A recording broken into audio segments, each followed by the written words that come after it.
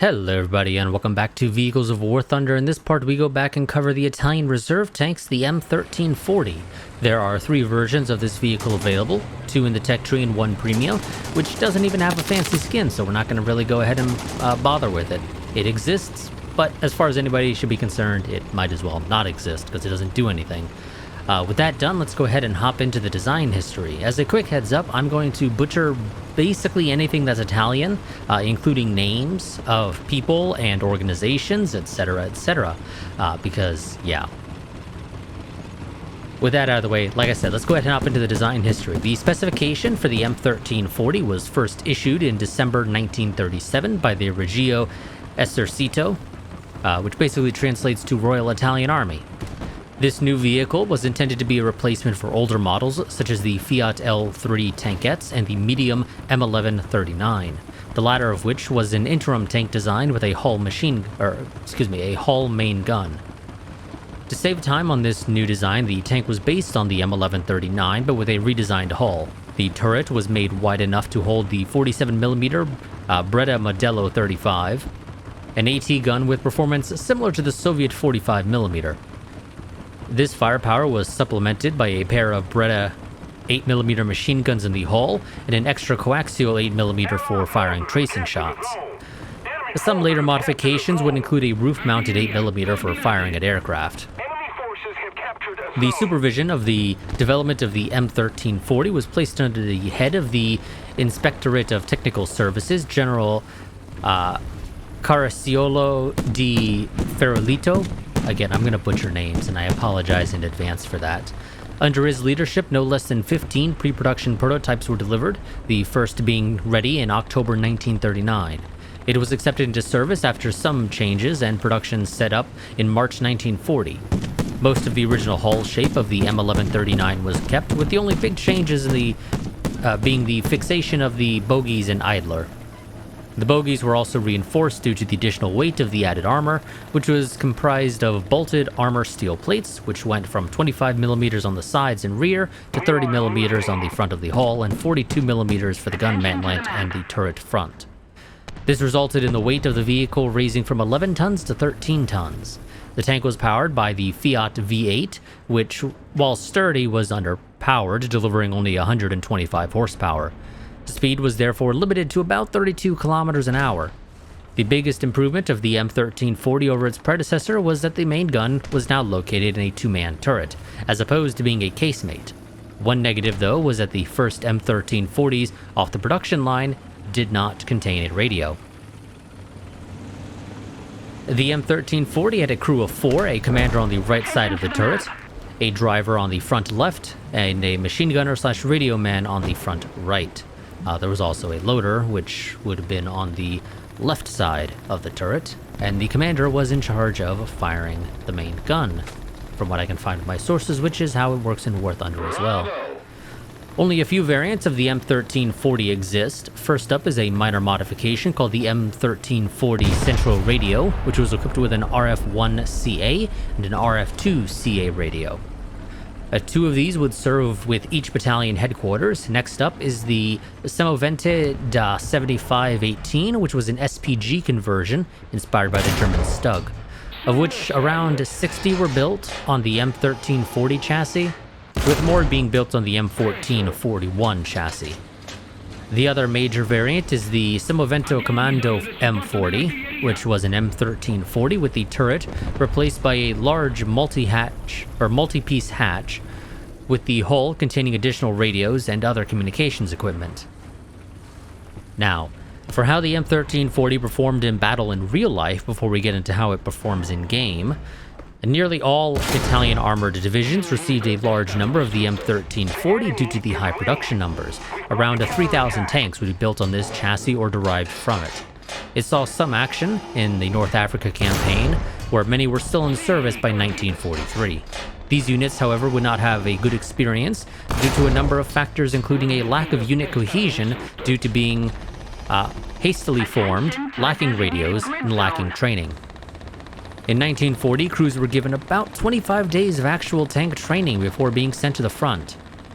The baptism by fire for this tank would come from the special unit, the Babini Group, which arrived too late for the September offensive. They would be, however, ready by next December for Operation Compass.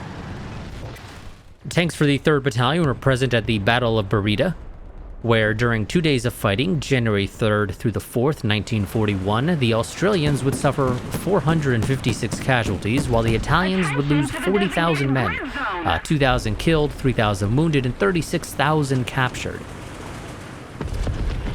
A further action would take place in Derna, where the 5th Battalion had just arrived, and on February 6th through the 7th, the British offensive would penetrate so far that the Bibini Group sought to open a break in the British lines at the Battle of Beta Falm to allow cut-off Italian troops to retreat along the Libyan coast.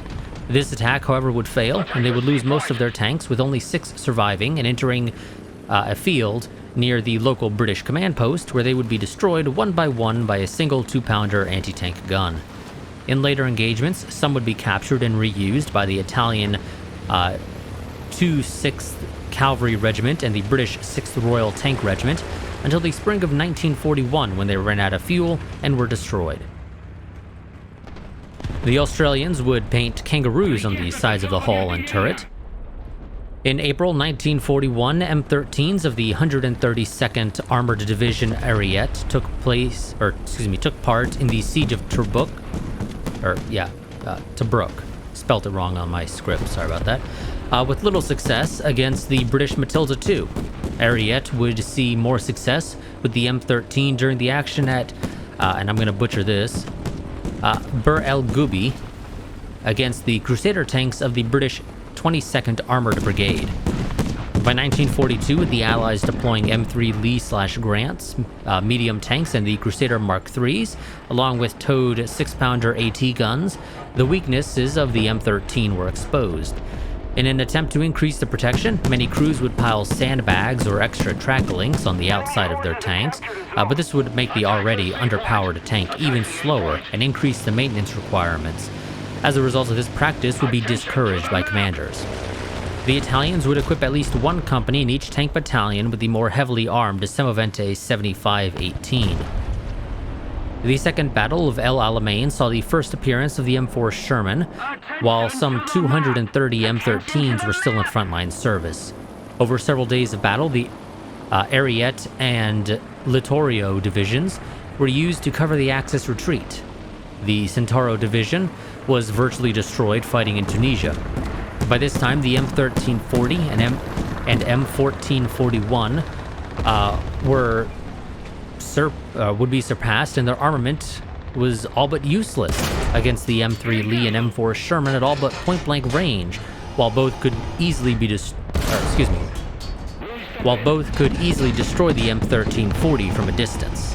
As a result, the M1340s, still in use, would resort to firing at the suspensions and tracks and rely on fire support from the Semo Vented or artillery.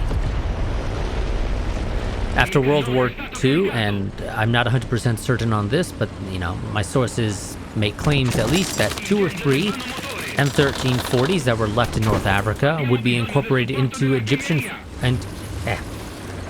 Egyptian armed forces. These would be used during the battles of Negba, part of the 1948 Arab-Israeli War, where one would be knocked out and captured by Israeli troops, and for a few years after the war, the tank would remain in the Negba kibbutz, probably mispronounced that, as a monument to the battle. Now, as for how the tank actually performs in-game, I played 4 matches using both of the tech tree versions of this vehicle, and they are actually really good reserve tanks. They have decent mobility, even if they are a little slow in terms of top speed. They have actually some really nice hull traverse for early tanks, which in my opinion kind of sort of makes up for the slower top speed.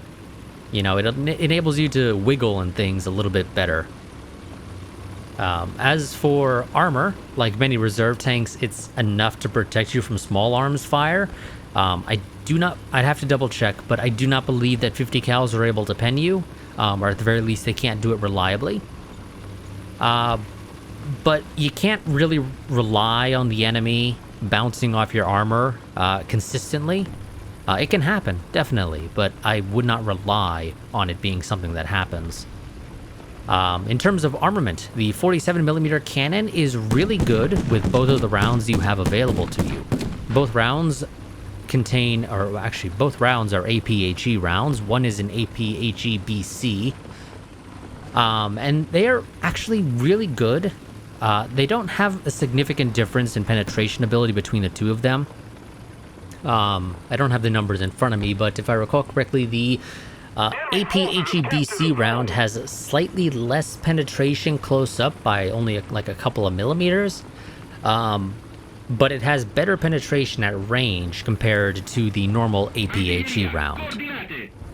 But again, either way, they both can The enemy is controlling most of the zones.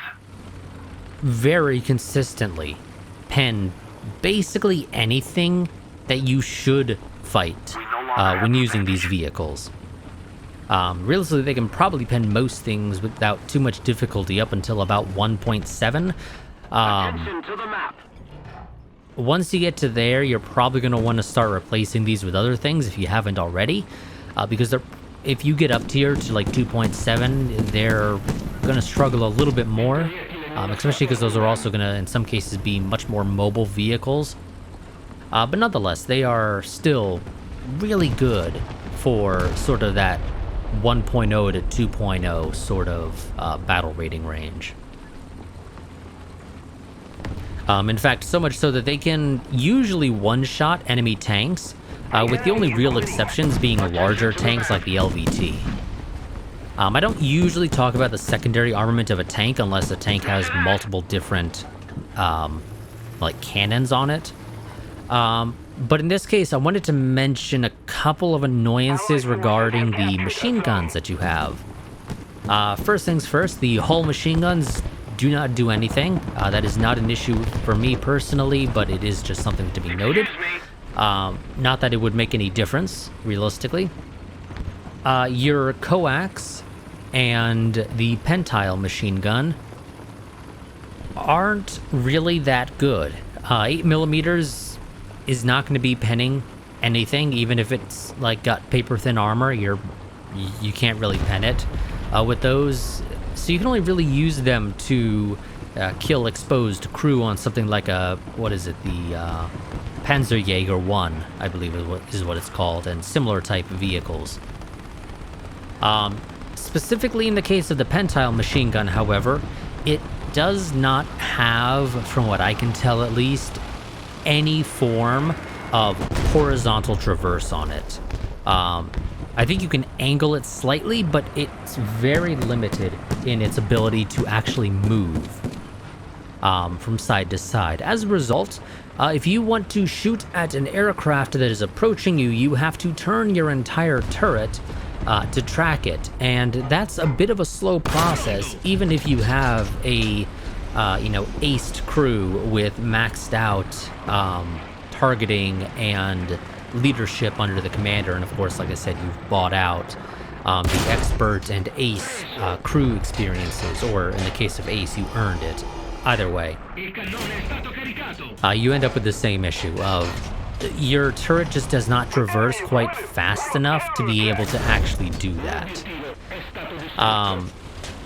The pentile machine gun also doesn't have much in the way of vertical elevation, so it is super limited in your ability to use it to attempt to, try to force enemy aircraft that are coming to bomb you or strafe you to, fly off because, maybe they don't want to get shot at.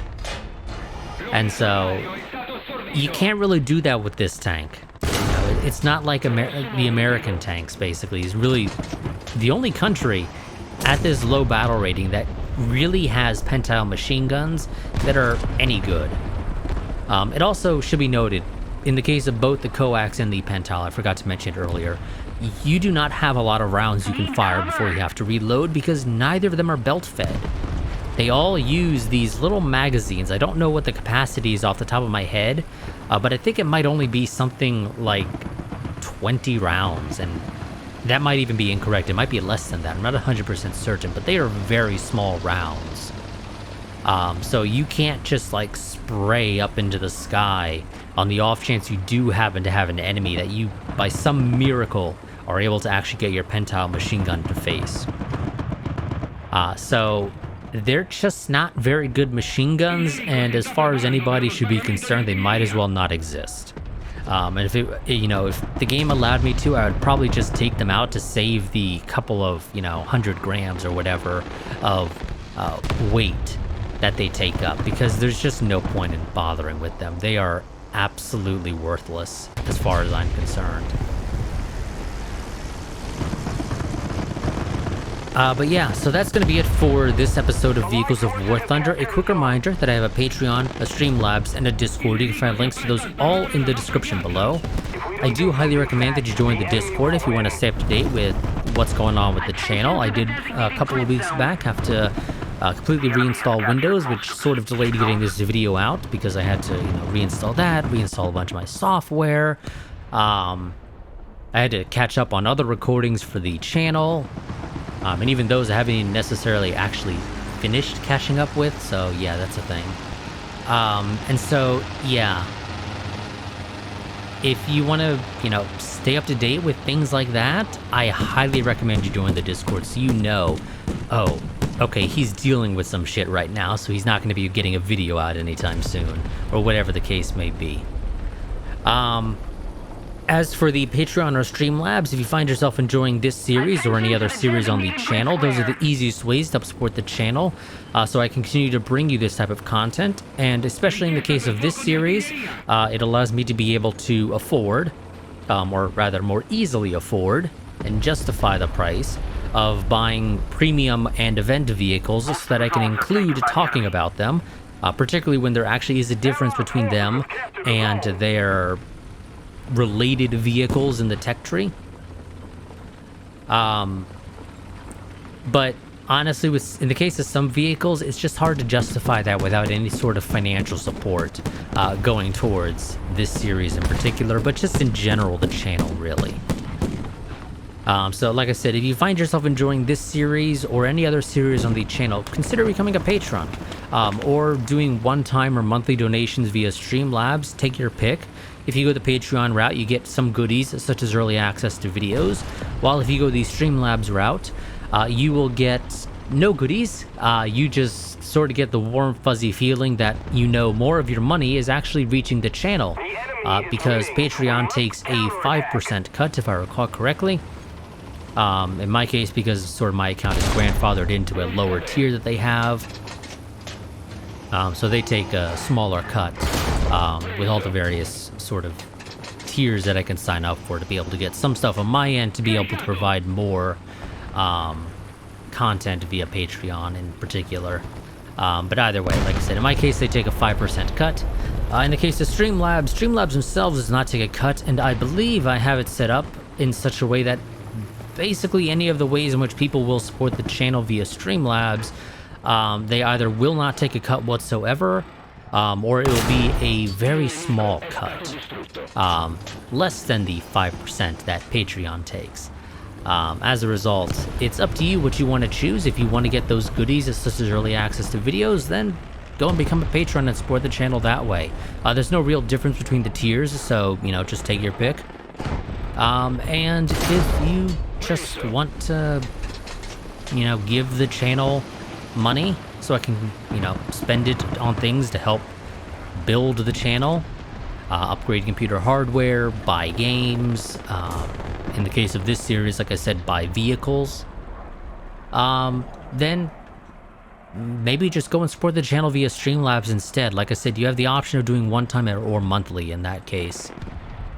But that's going to be it for this video. I don't know what we're going to cover next time.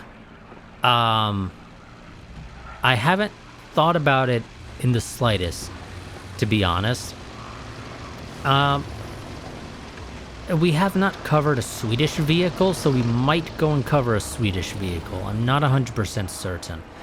I played some of them recently and I really did not enjoy it, so we may not go that route. We may jump to one of the big three. But either way, We no longer have the advantage. I don't really have an idea of what we're going to cover next time, so we'll see. It's going to be a surprise for everybody. So yeah, I'll see you all next time. Until then, goodbye and farewell.